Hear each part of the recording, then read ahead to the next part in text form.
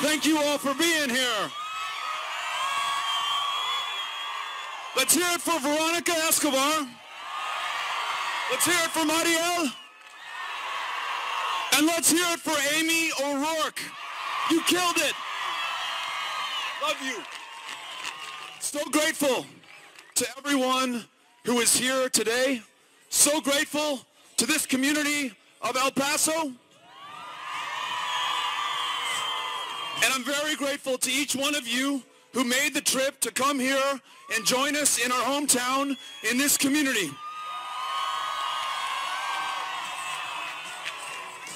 Can you guys turn the music on? Okay. It was really important for Amy and me to launch this campaign from El Paso. This is a city where I was born. It's the city where Melissa and Pat O'Rourke raised me, my sisters Erin and Charlotte. It's the same city where Amy and I are raising our 3 kids. And perhaps most importantly, El Paso to me represents America at its very best.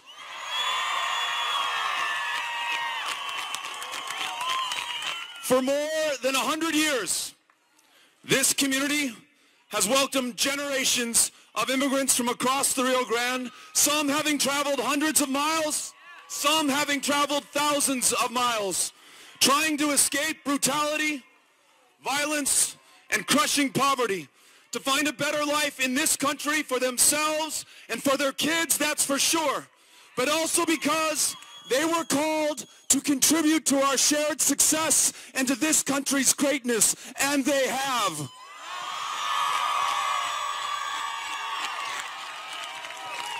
El Paso has been home to leaders in the struggles of civil rights and workers' rights, the Mexican Americans who led the Chicano movement, the women in this town who organized the Ferris strike,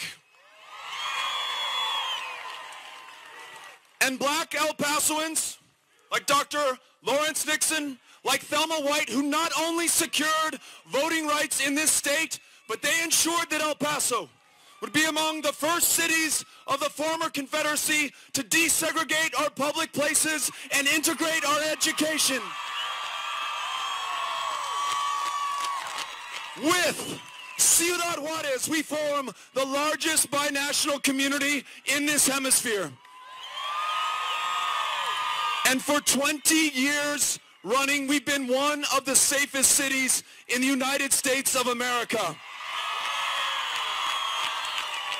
We are safe, not despite the fact that we are a city of immigrants and asylum seekers. We are safe because we are a city of immigrants and asylum seekers. We have learned not to fear our differences, but to respect and embrace them. We see the languages spoken in this community, the traditions, the cultures as a strength for El Paso. We understand that we are, in the words of Dr. King, caught in an inescapable network of mutuality, tied in a single garment of destiny.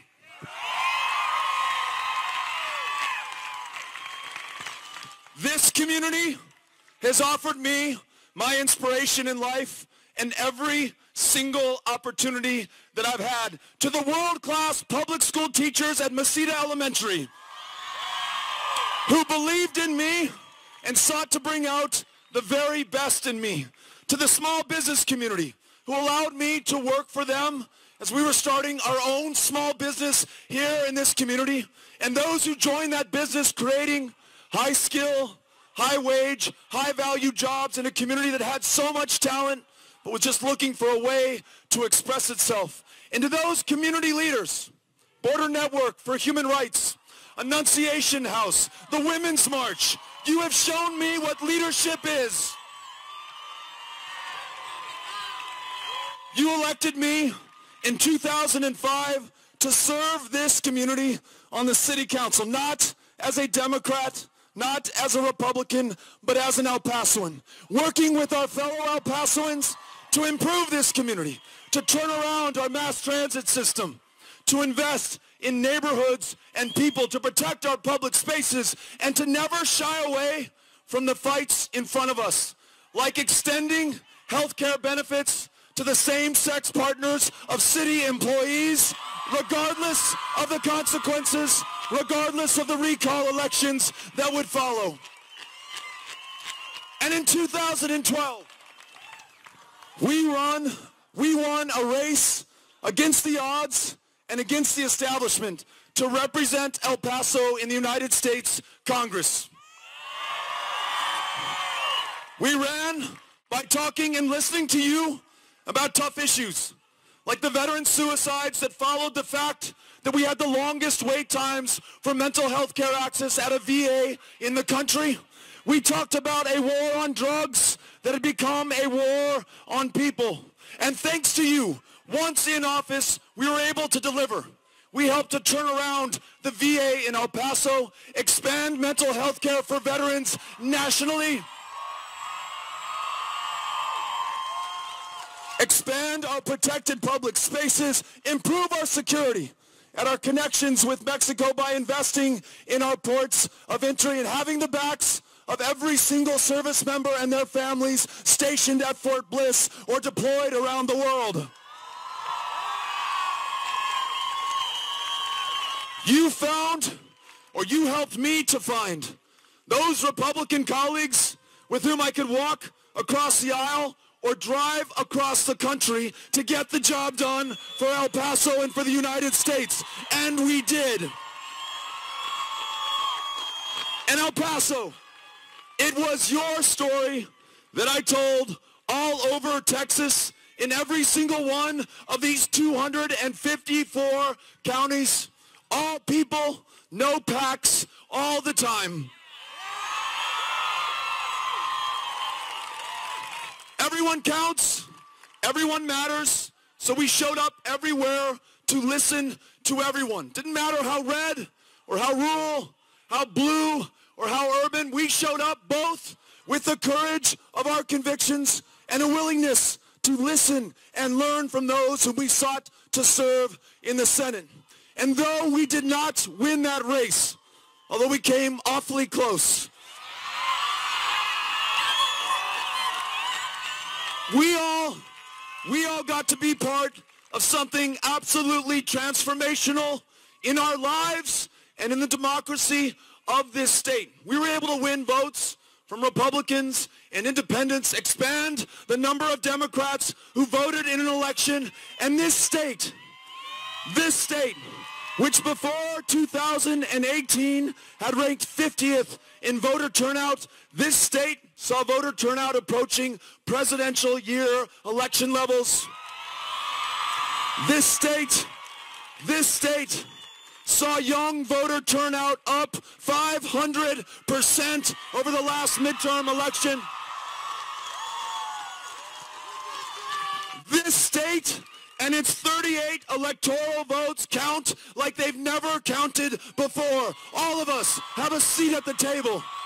All of us matter. In the United States House of Representatives, 2 new members of Congress from Texas, both Democrats, elected into what we were told to believe were safe Republican seats. The composition of the state legislature has changed. And in Houston, Texas, 17 African-American women winning judicial positions,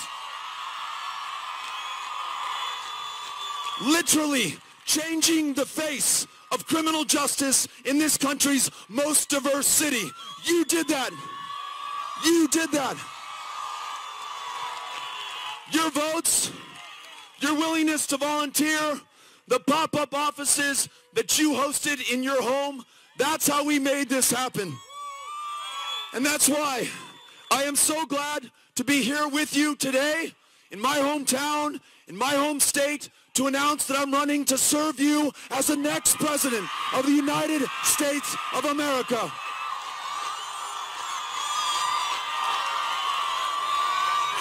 Thank you.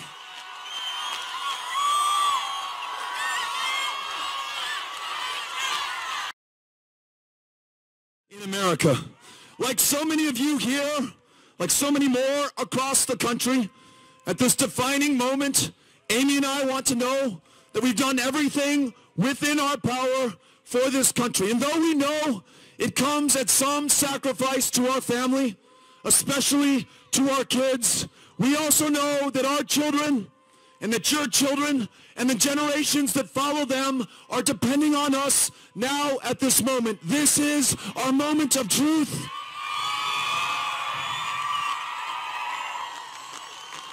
This is our moment of truth, and we cannot be found wanting.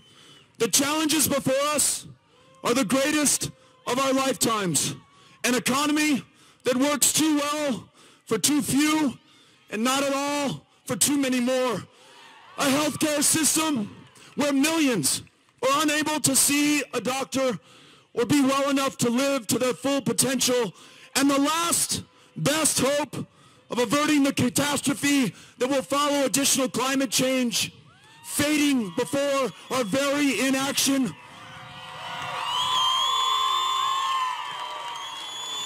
We must overcome these challenges, but we must first ask ourselves how this, the wealthiest, the most powerful country on the face of the planet, the most powerful country that world history has ever known, has found itself in such a perilous position.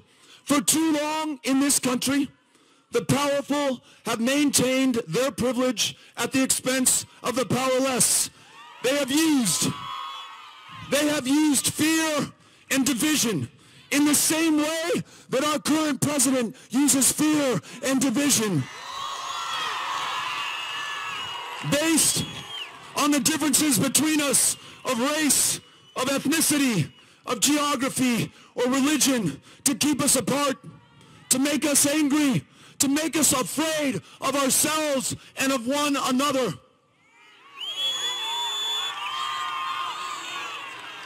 Unrestrained money and influence has warped the priorities of this country. It has corrupted our democracy. It has invited the cynicism and the distrust and the disengagement of millions of our fellow Americans who see their very own government enthralled to those who can pay for access and for outcomes. A vigorous democracy, both political and economic, is the only check against this inertia of power, the only way to free our institutions of their capture and corruption, and the only means by which we can lift the voices and the lives of our fellow Americans. But when the safeguards of this democracy are manipulated by those in power, when members of Congress can choose their own voters, when the Supreme Court decides that corporations are people and money is speech, when PACs and special interests can buy the outcomes of elections and legislation, and when voting rights are not expended, functionally withdrawn, then we run the risk of becoming a democracy in name only.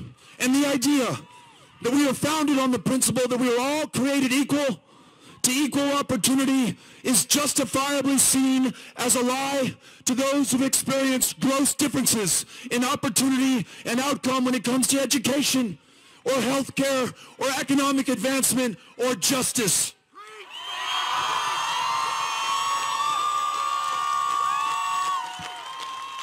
So, whatever our differences, where you live, who you love, to whom you pray, for whom you voted in the last election, let those differences not define us or divide us at this moment.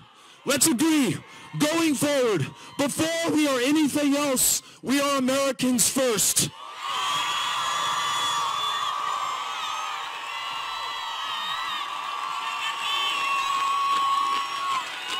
We are Americans first, and we will put the business of this country before us. So, if you believe in guaranteed, high-quality, universal health care, because you have seen the cost and the consequence of millions of our fellow Americans who have no health care or do not have enough health care, then let us come together around a policy that begins by prioritizing affordability in prescription medications, that ensures that we bring down the cost of our premiums and our deductibles, and in a country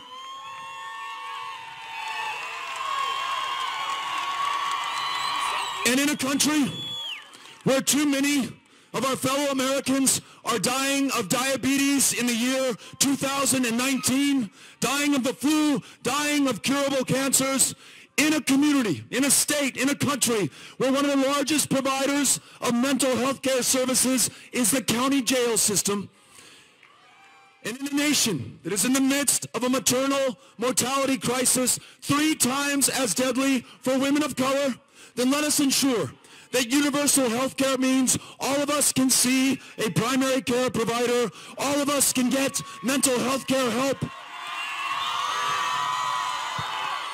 and that universal care means every woman makes her own decisions about her own body.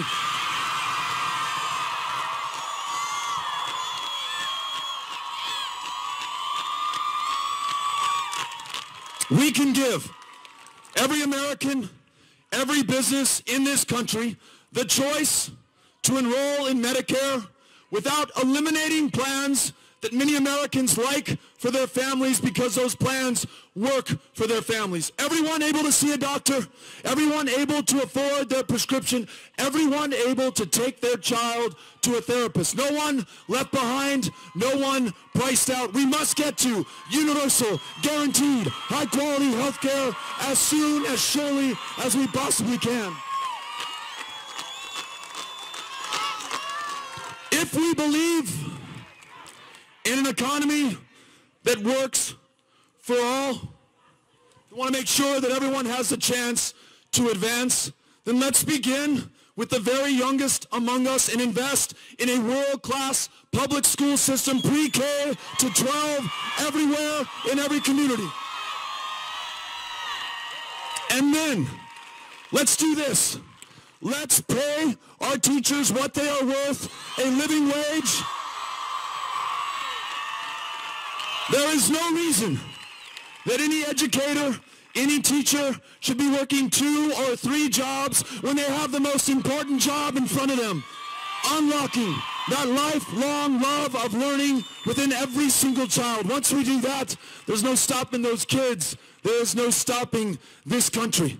And when they graduate from high school, let's make sure that they are both college ready and career ready, ready to go on to debt-free higher education, and ready to go to a job that provides purpose and pays a real paycheck. Speaking of that, we will not continue to diminish the power of unions, strengthen unions. Unions who insist that one job should be enough for every single American. Unions who will help us to provide apprenticeships, not just for that young woman or young man graduating from high school, but for that parent, for that job automated out of existence. Apprenticeships ensure that we have the skills and the trades that command a living salary for the rest of your life. So let's strengthen those unions going forward.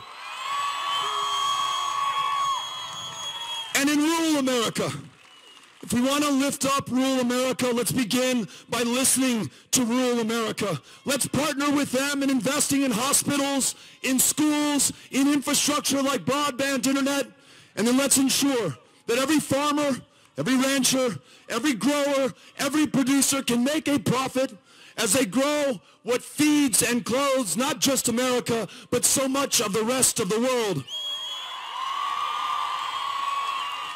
And those farmers, like anyone else, wants to make sure that we are meeting the challenge of climate change before it is too late.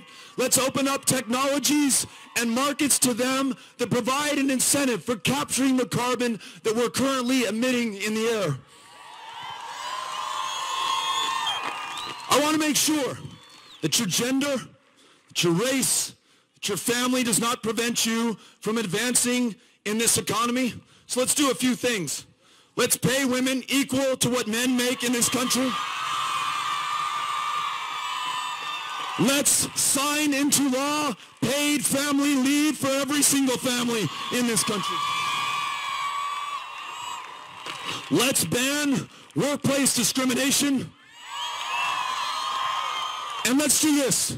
Let's make sure that there is access to capital for communities who have effectively been shut out of access to capital, home loans, and the ability to build wealth in this country for generations.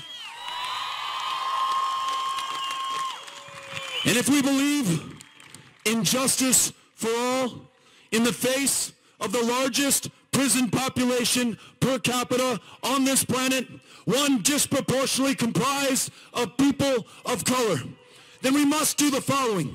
Not only end the federal prohibition on marijuana,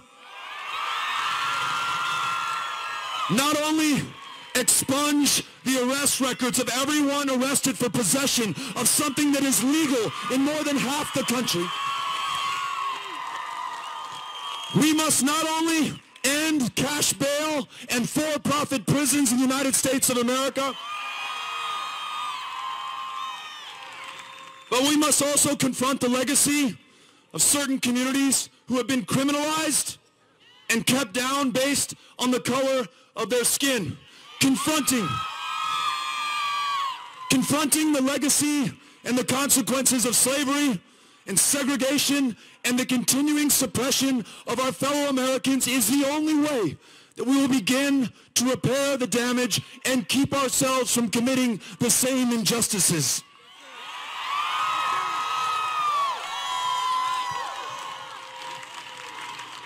And if we truly believe that we are a country of immigrants and asylum seekers and refugees, and they are the very premise of our strength, of our success, and yes, our security, then let us free every single dreamer from any fear of deportation.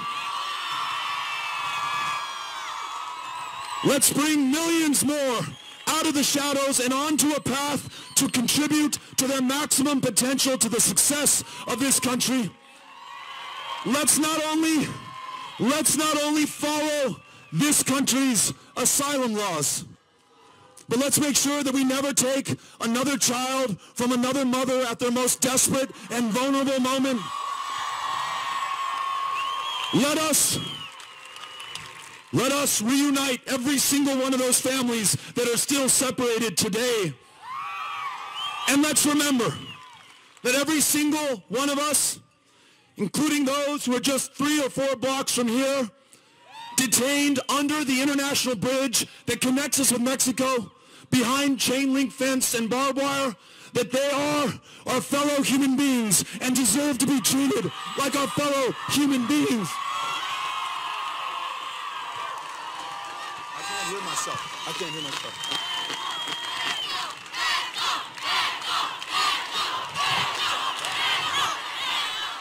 We will find security not through walls, not through militarization.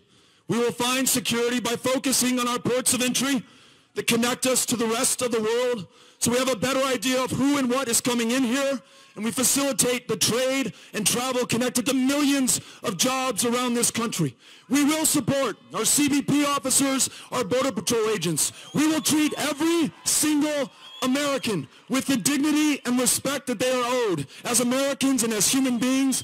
And if we are really serious about security, we have a golden opportunity, Republicans, independents, Democrats alike, to work on comprehensive immigration reform, to rewrite this country's immigration laws in our own image, with our own values, and in the best traditions of the United States of America.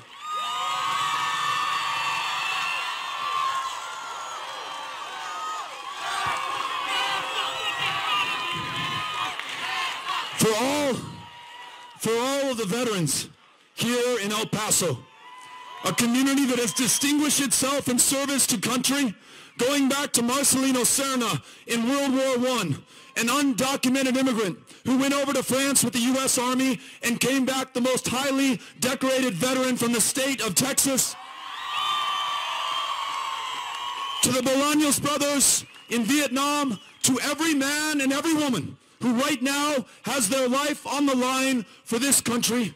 If we truly appreciate your service, not only will we make sure that we make the investments in the VA to care for you when you return from having borne the battle, especially for those conditions connected to service in combat, post-traumatic stress disorder, traumatic brain injury, military sexual trauma, we will also ensure that there is a roof over the head of every single veteran who's sleeping on the streets tonight. And then, if we really mean it, we will ensure that this country does not start yet another war before every peaceful, diplomatic, non-violent alternative is explored and pursued. And those wars that we ask our fellow Americans, these service members, to fight on our behalf, 17 years and counting in Afghanistan, 27 years and counting in Iraq. Let's bring these wars to a close and bring these service members back home to their families, to their communities, and to their country.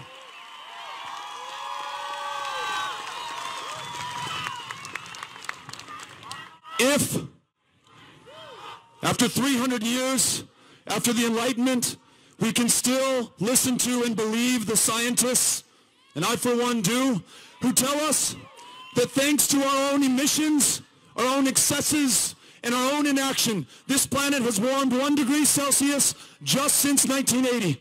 And the fires, and the floods, and the droughts, and the man-made natural disasters will only get worse if this planet warms another degree Celsius. And this is our moment, with little more than 10 years to spare, to do everything in our power to free this economy from a dependence on fossil fuels, greenhouse gas emissions, and to ensure, as we make the investment in new technologies and renewable energy, that everyone has the chance to benefit from this new economy, especially those communities, lower income and too often of color, that have borne the brunt of climate change so far. This country has shown that we can do it. When the Western world faced the existential threat of Nazi Germany more than 80 years ago, this country harnessed the political will of hundreds of millions here of the Western democracies, not only to win that war, but for the following 80 years to make this world safe for democracy and to lift millions in this country into the middle class. This is our opportunity right now to do something for a far greater existential threat, to do more not just for those here with us today, but for the people of the future, our kids and grandkids and every generation that succeeds them. We have to once again reassert our role on the world stage in order to do this. But if we're going to do that, we've got to strengthen these historic friendships and alliances, so many of them forged in sacrifice, the service of men and women who put their lives on the line and lost their lives to this country. Let's make sure that that sacrifice was not squandered. Let's make sure that we strengthen those alliances. Let's end these love affairs with dictators and strong men all over the world. Let's earn the respect of the people around the world, not just by how we treat those in other countries, but how we treat those within our country, and how we treat those who are at the border of our country. If we do that, we can make sure that we once again become the indispensable nation, convening the other nations of this planet around some of our shared challenges, like climate change, like nuclear disarmament, like ending all of these wars that we are currently engaged in. We can do for ourselves what no other country can, and we have an opportunity at this moment to reprioritize this hemisphere those countries and people who are literally connected to us by land. We can try to solve the problems of Central America here at our front door at the Texas-Mexico border, or we can invest in the opportunities to help the people of Central America where they are at home. It is our choice. But to do any of this, we've got to understand that our country's success depends on the success of this democracy. It is the single greatest mechanism that humankind has ever devised to call forth the power, the potential, and the genius of a people around their challenges and their opportunities. And so, every single citizen must be able to vote, and every vote must count. As president, I will sign into law a new Voting Rights Act. Together, we will end gerrymandering. We will get big money out of our politics. And all across this country, we will have automatic and same-day voter registration. That's how we're going to do it. But a full political democracy is only possible if we vigorously pursue a true economic democracy. Every child, every man, every woman in this country must be able to see a future for themselves in this country. Otherwise, this country will have no future as a democracy. That means that this extraordinary, unprecedented concentration of wealth and power and privilege must be broken apart, and opportunity must be shared with all.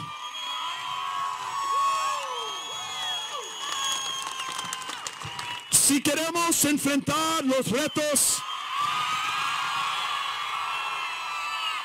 del cambio climático, el cuidado de salud por todos y de la reforma migratoria, necesitamos una democracia en que podemos contar en cada voto y podemos escuchar a cada voz.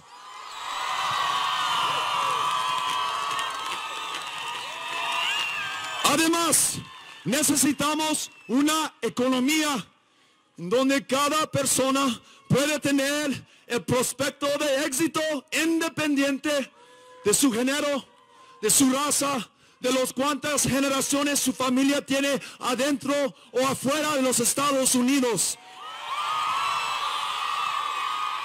El éxito de este país depende del éxito de cada persona dentro de los Estados Unidos.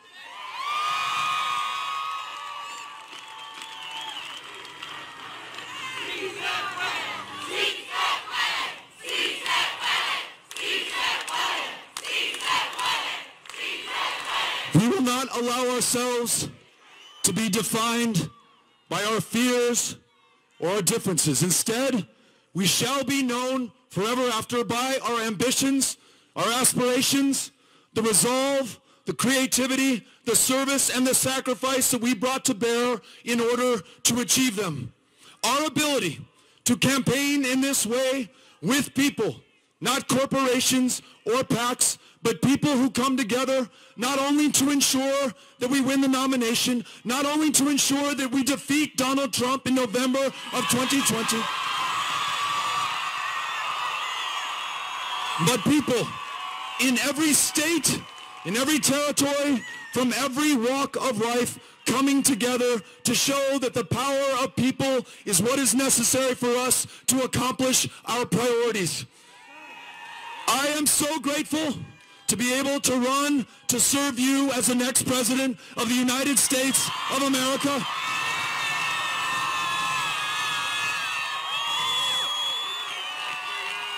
And I am so grateful for every one of you who has joined or will join this campaign and sacrifice some part of your life towards the success of this great country. Together we can make sure that America fulfills its promise for ourselves, for each other, and for every generation that succeeds us. Thank you, El Paso. Thank you, everyone. God bless you, and God bless America. Thank you.